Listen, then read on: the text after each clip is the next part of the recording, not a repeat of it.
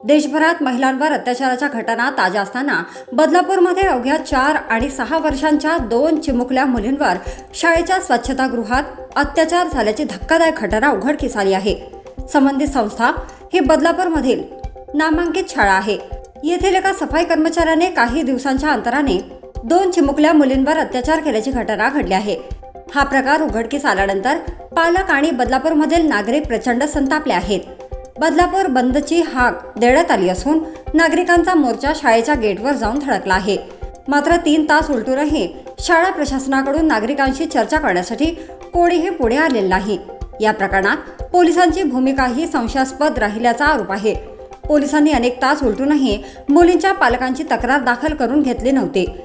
त्यामुळे पोलिसांवर कोणाचा दबाव होता याबाबत प्रश्नचिन्ह उपस्थित केले जात आहेत. मुलींनी पालकांना सांगितलं. या प्रकरणाबाबत सोशल मीडियावर एक पोस्ट व्हायरल झाली. पीडितेपैकी एका लहान मुलीने आपल्या पालकांना लघवीच्या जागी दुखत असल्याचं सांगितलं आणि हा प्रकार उघडकीस आला. हा संपूर्ण प्रकार अंगावर काटा आणणार आहे. कोलकाता येथील महिला डॉक्टरवर बलात्कार करून तिची अमानुष पद्धतीने हत्या केल्याच्या मुद्द्यावरून सध्या देशभरातील वातावरण चांगलंच तापलं आहे. मात्र मुंबईपासून काही अंतरावर असलेल्या बदलापूरमध्ये चिमुरड्या मुलींवर अत्याचार करण्यात आल्याची धक्कादायक घटना समोर आल्याने एकच खळबळ उडाली आहे. जयेशवाणी यांच्या पोस्टमध्ये काय म्हटलंय? ए आई, मला शूच्या जागी मुंग्या चावत आहेत. हे वाक्य एका 3 वर्ष 8 महिन्याच्या मुलीचं आहे.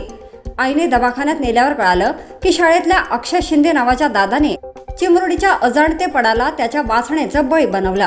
बदलापूरच्या या शाळेचं नाव आदर्श विद्यालय. आरोपी हा हिस्ट्री शीटर असल्याची माहिती मिळत आहे. मग तरीही त्याला संस्थेवर का ठेवलं कामाला? तो पक्षाचा पदाधिकारी आहे म्हणून? घटनेत एकच नाही तर जास्त मुली पीडित आहेत. आरोपीचा हिंस्त्रपणा इतका भयानक की पीडित चिमुरडीच्या आतड्यांपर्यंत दुखापत झाली. इतकी जुनी आणि कधी काळी राम पातकरांसारख्या ज्येष्ठ भाजप नेत्याने अध्यक्षपद भूषवलेली संस्था असूनही संस्थेत साधे CCTV काम करत नाहीत. संबंधित मुलीचं मेडिकल पालकांनी करून घेतलं.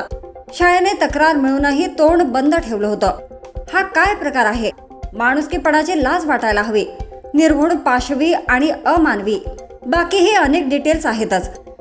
पोलिसांनाही विनंती, लफाछफी बंद करा.